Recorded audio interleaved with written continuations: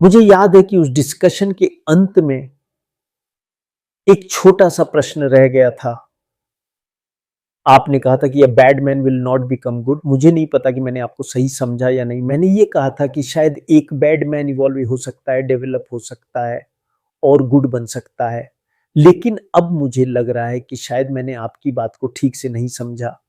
तो क्या आप ये कह रहे थे कि गुडनेस बैडनेस या इविल से पैदा होती है? नहीं, नहीं, बिल्कुल नहीं। तो इसका मतलब ये हुआ कि गुडनेस पूरी तरह से बैडनेस से अलग है।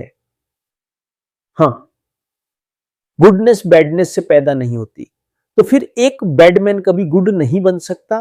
वो बस इतना ही कर सकता है कि बैड होना छोड़ दे। तो यही मेरा मतलब था। जो चीज इविल है वो कभी गुड नहीं बन सकती। हाँ, बिल्कुल। तो फिर बैडमैन और गुडमैन, बेस्ट बैडमैन गुडमैन नहीं बन सकता। वो केवल बैड होना छोड़ सकता है। हाँ, यही बात है। जिस तरह जो चीज अगली है वो कभी ब्यूटीफुल नहीं बन सकती। हाँ, बिल्कुल। लेकिन अगलीनेस का अंत ही ब्यूटी है। हाँ, यही बात। तो अब मैं पूरी तरह समझ गया हूं और सहमत हूं। उस दिन शायद ये बात साफ नहीं हुई थी। हम जो कहते हैं कि बैडमैन गुड बन गया, उसका मतलब ये नहीं कि बैडनेस के साथ गुड बन गया, बल्कि इसका मतलब है कि उसने बैडनेस ड्रॉप कर दी। अब दूसरा प्रश्न जो मैं पूछना चाहता हूं, आपने मुझसे एक सवाल पूछा था जब मैंने कहा था कि जो आप आज सिखा रहे हैं वही बुद्धा ने 25 सेंचुरीज पहले सिखाया था। तब आपने मुझसे पूछा था, अगर मुझे Buddhism, Buddhist teaching, Buddhist philosophy का ज्ञान नहीं है तो मैं आपकी टीचिंग पर कैसे प्रतिक्रिया दे सकता हूं।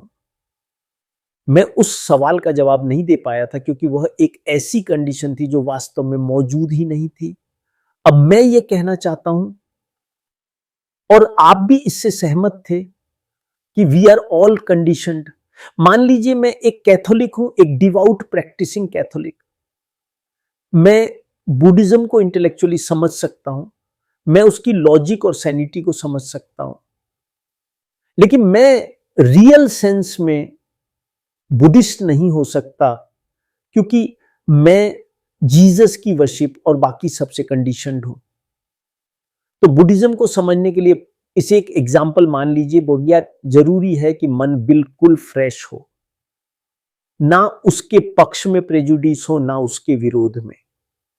मन इंक्वायरी की अवस्था में हो ताकि यह पता लगाया जा सके कि बुद्धा ने वास्तव में क्या कहा। लेकिन ज्यादातर लोग रिलीजियस, पॉलिटिकल, इकोनॉमिक या कल्चरल कंडीशनिंग में बंधे हुए हैं, इसलिए वे किसी ऐसी चीज को समझ ही नहीं सकते जो उनकी कल्चर से बाहर की हो। तो किसी ऐसी चीज को समझने के लिए जो नीदर दिस नोर दैट है, मन का टोटली फ्री होना जरूरी है। अब प्रश्न ये नहीं है कि बुद्धिज्म जानना हिंड्रेस है या नहीं। असली प्रश्न ये है कि क्या ह्यूमन माइंड जो सेंचुरीज से कंडीशनड है, एक्सपीरियंसेस, कल्चर्स, रिलीजन्स, डॉगमास से, क्या वो कंडीशनिंग पूरी तरह डिसॉल्व हो सकती है? यही असली मुद्दा है। अगर हम लोअर लेवल पर देखें तो आप कह रहे हैं कि इंटेलेक्चुअल अप्रोच काफी नहीं है।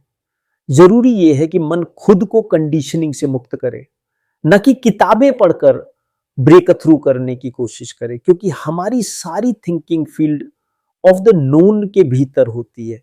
इंडियन कल्चर हो, यूरोपियन कल्चर हो, कैथोलिक हो, हम हमेशा नोन के भीतर ही घूमते रहते हैं।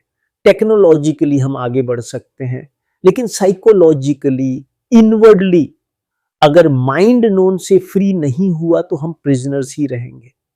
तो असली सवाल यह है, क्या मन कभी फ्री हो सकता है? मैंने आपसे पेरिस में पूछा था, अगर सब कुछ कंडीशनड है, माइंड भी, बॉडी भी, एनवायरनमेंट भी थी, तो फ्रीडम पॉसिबल कैसे है? और आपका जवाब था कि to see that we are conditioned, that very seeing is freedom. और मैंने कहा था, बुद्धा ने भी यही कहा था, to see what is as it is, that is liberation. अब आप इसे आगे डेवलप कर रहे हैं। हमने बाहर सब कुछ बदलने की कोशिश की, पॉलिटिक्स, साइंस, रिलीजन, लेकिन सौरो खत्म नहीं हुआ। तो एक ह्यूमन बीइंग क्या करे जो अथॉरिटी पर डिपेंड नहीं करना चाहता, वो देखता है कि I am the world psychologically, इसलिए वो खुद को देखना शुरू करता है।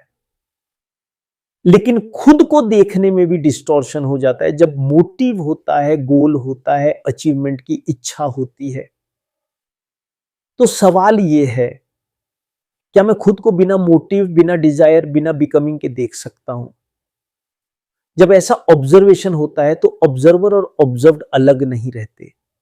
थिंकर ही थॉट है, ऑब्जर्वर ही ऑब्जर्व्ड है। ऐसी ऑब्जर्वेशन में कंफ्लिक्ट नहीं होता।